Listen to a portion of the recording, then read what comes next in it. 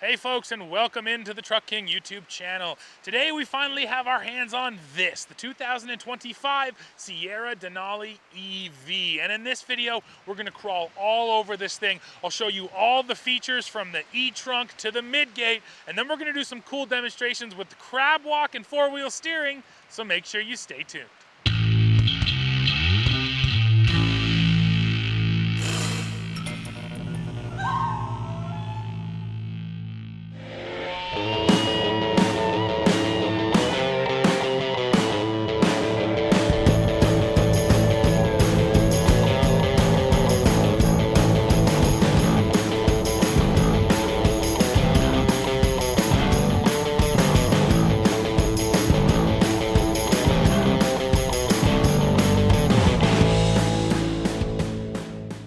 Now it's time to dive into the details. Before we do though, let me tell you that this is gonna be the walk around video where we look at all of these features, and then we're also gonna release a second video where we tow with this truck, and it's much more towing focused. So make sure you come back to the channel to check out how this thing pulls a trailer. For now though, let's talk about it. So this is Sierra Denali EV, and for 2025, you're only gonna be able to get the Denali. Now later in the year, they're gonna bring out an AT4 and an Elevation, some more affordable packages, but for right now, this is the only trim you're gonna get this truck, and because it's Denali, that means it is top of the line. So we're getting all of the best features and all of the best specs. So right here, 760 horsepower, 785 pound-feet of torque, and 460 miles of range. Now, General Motors will not confirm the exact size of the battery pack, but they will tell us that it is over 200 kilowatt hours. So the battery pack here is absolutely massive. Now, you can do up to 350 kilowatt fast charging, and if you can find a charger to deliver that much power, you can recoup 100 miles of range in just 10 minutes, but always an important caveat, those numbers only apply between 10 and 90%. From 0 to 10 and from 90 to 100, it's gonna take a lot longer, but when you're in the middle of that power range, yeah, if you're fast charging, 10 minutes for 100 miles, which is pretty quick.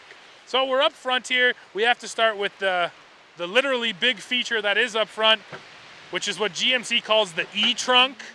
I think it's hilarious that all these marketing people are coming up with different names for these things. I don't know why we just can't call it a trunk. That's what it is, but yes, they call it the E-trunk. And here it is, quite a bit of storage up front, which I like. A couple molded cup holders, D-rings down here in the floor so you can actually tie stuff on. And then power as well. So even if you're just camping out and you want to plug your stuff in, you can do it there. Nice to have lots of different available outlets here on the truck. In the front E-trunk, and now we can close it up just using the key fob and keep on moving. It just makes total sense for them to use that space because you don't need it for an engine anymore, right? So now as we roll back, we get to another literally massive feature, the wheels. That is a set of 24-inch wheels. You know, the funny thing is, to my eyes, they don't even actually look that huge with this truck because the truck is so big and the styling is sort of so big and wide and pronounced that, yeah, they fit the truck and match it really, really nicely. I am curious about aftermarket support for such big wheels in terms of how many different tires you really can get, but that will probably come along as these become more normalized. But yes, huge 24-inch wheels. Behind them, here on the Denali, full air suspension. So you're getting air suspension all the way around this truck. That's a great feature, especially for towing when you want to make sure you're getting that level attitude out of it. So as we roll back, you're going to see an integrated running board right there. Our truck today is all blacked out, but I do think it looks pretty sharp. Denali badges, of course, finished in chrome. And chrome has always sort of been the calling card of the Denali, so you're going to notice a few chrome accents all the way around this thing. Now, I should mention now, this is the only way you're going to get this truck. There's no different bed sizes. There's no different cabs. This is the only configuration you're going to find. Essentially, you could call it crew cab short bed, but this is actually a little bit bigger of a bed than most short bed pickups, gas-powered pickups you're going to find, so I do appreciate that too. Now we're at the back. I can show you the tailgate. This is nothing new, but I do think it's a great feature. multi-pro tailgate, so you get your kind of tailgate in a tailgate. Lots of different uses here. You can use this as a little workstation. You can put your load stop up and use this as sort of a second deck for your bed. And then of course, we can release both of them, and that's gonna reveal your massive bed step down here. One funny thing is they don't have the big handle that they put in the gas-powered Sierra, but they do have these little cutouts back here in the stake hole pockets, so you can grab there and climb right up. So yeah, a nice sized bed for sure. You're getting 2 hard tie downs in every single corner. I don't know why they didn't stick with 3, because again, the gas-powered Sierra has 3 tie downs in each corner. Here they eliminated one down to 2, but yeah, still 2 nice ones, a low one and a high one, and you're getting LED lighting in your bed as well. So yeah, there's not really a difference in the bed, and that's a good thing. Just because it's electric doesn't mean you should get less functionality out of your bed, and you don't, so I appreciate that. Down below, of course, you have a 2-inch hitch receiver.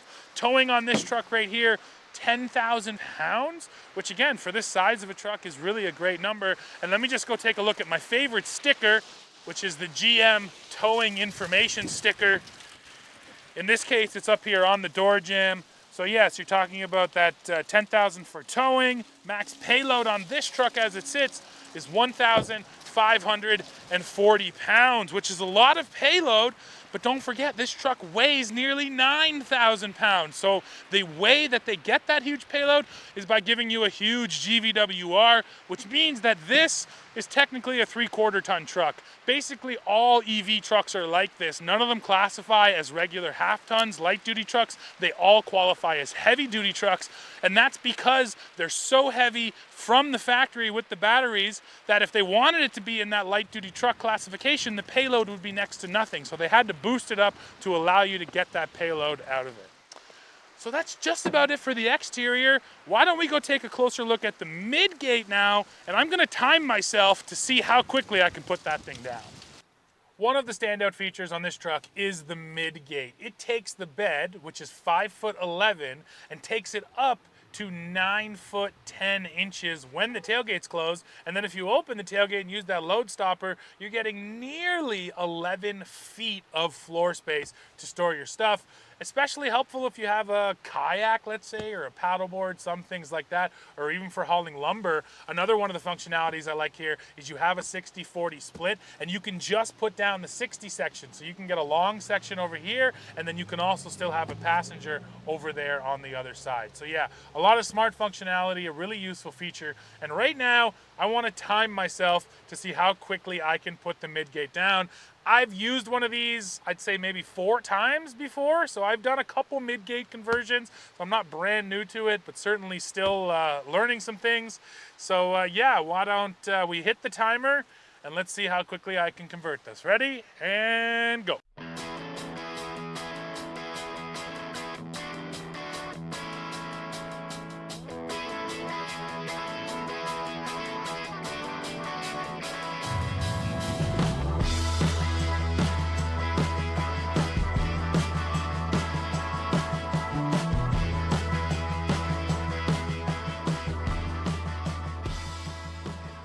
And there you have it, folks. Midgate down.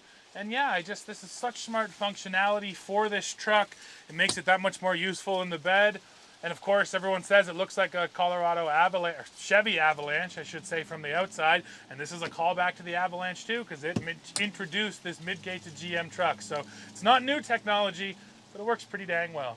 Let's talk a little bit more about what the truck can power. So first of all, here in the bed, we do have 4 different outlets which offer up to 2.4 kilowatts, and then one 240 volt outlet which offers up to 7.2 kilowatts. So there's a legitimate amount of power here on the truck that you can plug into, but this truck can also power your house.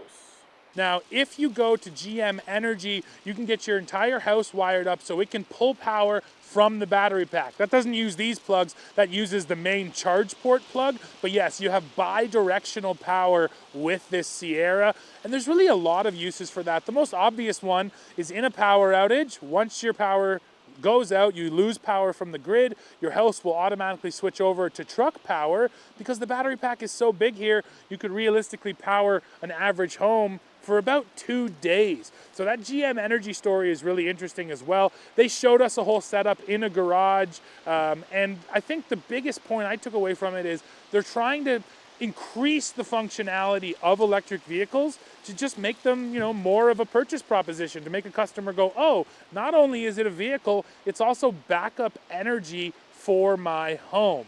Now, those things won't come cheap. The entire system that we saw, including extra battery backups, was about $20,000 US. So you are going to pay for it, but you can also get those things modularly. So you can just get the level 2 charger, you can just get the bidirectional power for your house, or then just the battery packs, or you can combine all of them. So I like to see how much work is also going in, so sort of, again, using the truck or the EV vehicle when it's not being driven, because it just makes it that much more beneficial for the consumer. Now we're up front, we can take a closer look at this interior. This is Denali, so it is top of the line. So we're getting things like these quilted faux leather seats, real wood up here on the dash, and it really does have that nice wood feel to it. And then you can't miss them, screens, all of the screens. This is a 16.8-inch touchscreen here in the center stack, and they've kind of gone with the floating style where it looks like a big old tablet that's kind of stuck on there. In front of me, I have an 11-inch driver info screen, and then up above that, a 14-inch head-up display. So a massive head-up display as well. So plenty of technology and information being conveyed to the driver. Let's take a closer look at this big screen now. So this is sort of your main information screen. You get 3 different boxes. You can customize them. So if you want to change out your trip to tire pressure, let's say, you can do that. And then you can also click on each box to make that full screen. Now, one thing GMC has done, and this is also in the gas-powered trucks, is if you want to change up your driver display, you're going to do that from over here. So you can see trip, add to driver display. I hit that button, and then it shows up here in front of me. So rather than sort of going through the driver display to configure it, everything, all the controls are going to be over here in your center stack. Now you can see another feature I like up here on Google Maps, because this is Google built in.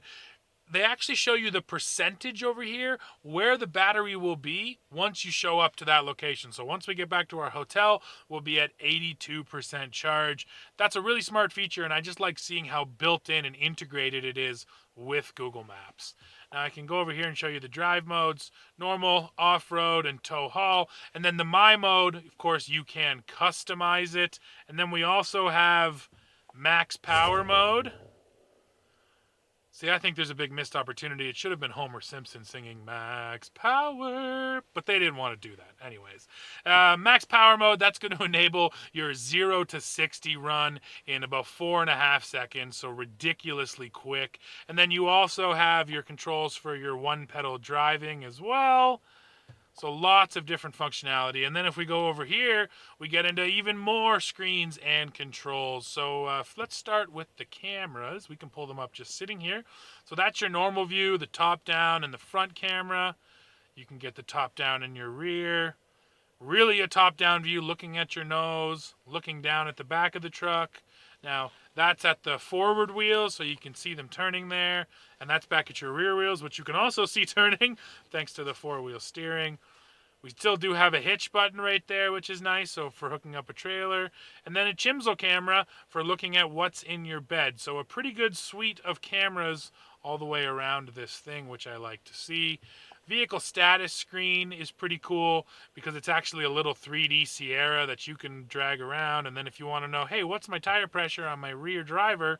Well, there it is, 66 PSI. A couple other things here too, energy usage and efficiency. And then we can go into our energy info screen.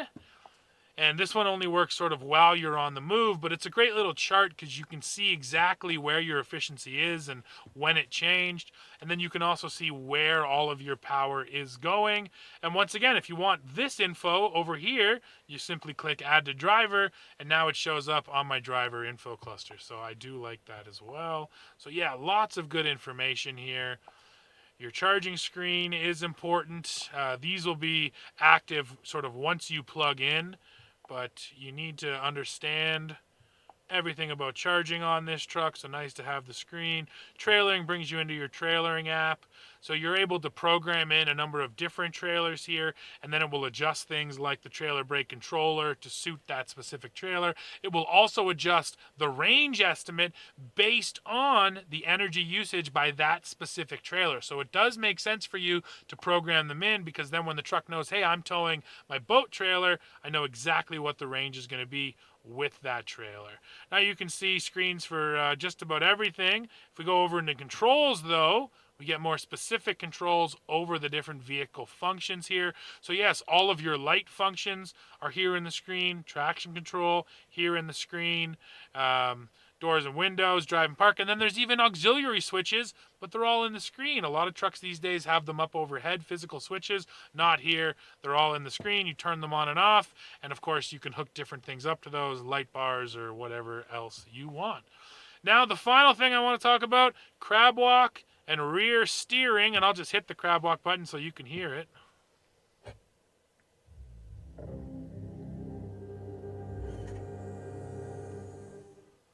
It's a fun little animation. It is pretty cool. And you know what? Rather than me just talk about it, we got the chance to test out the crab walk and the rear steering on an actual course that GMC set up.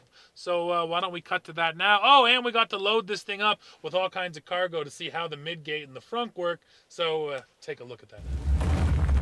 So to show off these three features, GM has set up a little challenge for us out here today. First of all, loading this thing full of cargo in the front and in the back using that midgate. Second of all, maneuverability, showing off the four-wheel steering. And then third, a little crab walk maneuverability test. So it's going to be fun. And yes, we're competing against all the other people who are on this event with us. So we're going to do our best to win, and I'll let you know how it all felt at the end.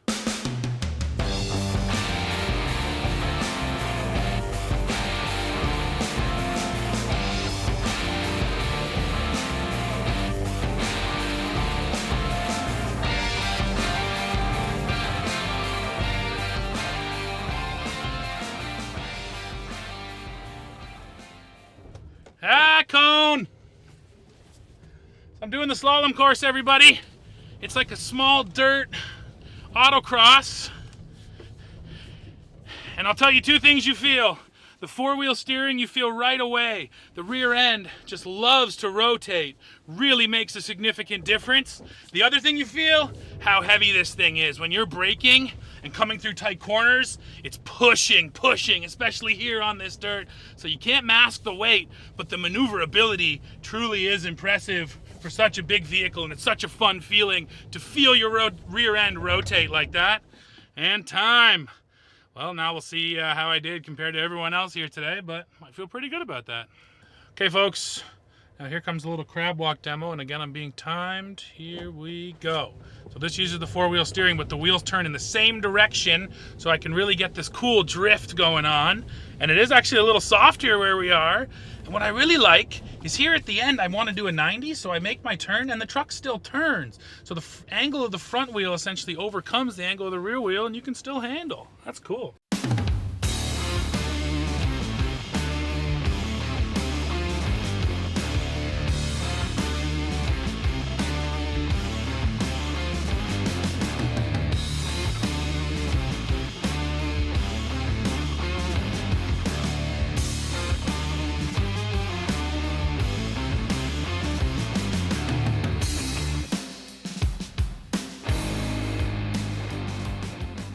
Okay, off that crab walk course now, it was really short because they were timing us, but now I just want to play around with crab walk more here in just an empty bit of parking lot.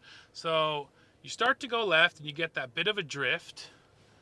Start to go right, a bit of a drift. But what I think is cool is that if I go full lock to the driver's side, I will start to turn to the left because the angle of the front wheels overcomes the angle of the rear wheels. So not only am I getting this side-to-side motion, but I can then place my nose really precisely as well based on sort of that oversteer feeling. And so this crab walk will cut out over 20 miles per hour, which it has to. It'd be dangerous at speed, but at slow speed off-road, I can absolutely see how this could be valuable. If you're in a situation where you got to get your whole vehicle over one side of a trail, this is going to be hugely helpful. And then, like I said, I love the fact that at full lock, the nose still does actually turn, so you do get sort of that control over where you're pointing as well as where you're going side to side. You know what? Feels a little bit gimmicky, sure. And when you put it in crab walk, it makes a big drama, a big display out of it. But for a legitimate slow speed off-road tool, yeah, this is handy. And maybe some suburban mall parking lots as well, because likely that's where it will be used, maybe more than off-roading, at least here in a Sierra. Well, folks, we're coming to the end of this one. I've already told you, huge power numbers, huge range, and that comes along with a huge price tag. Here in the United States, the base price on the Sierra Denali EV is about $92,000. Now that's with the extended range battery. It's good for about 390 miles of range. If you step up to this max range battery, you're talking about 100 grand. And then for all my Canadians, base price in Canada is just over $118,000 when the max range is gonna sell for just over $122,000. So no, this truck will not come cheap, but I do think GMC has built in a ton of utility, smart features here. I think it's sharp looking, but maybe most importantly, because you get so much range, this really does ease some of that range anxiety. But now, of course, I need to hear from you, so please drop into the comments. Let me know about everything you saw in this video. What are your thoughts on electric trucks and this new Sierra EV? As always, while you're down below, don't forget to leave us that comment and then hit like, hit subscribe, hit join to become a member, and come right back here to Truck King to see what we're testing next. See ya.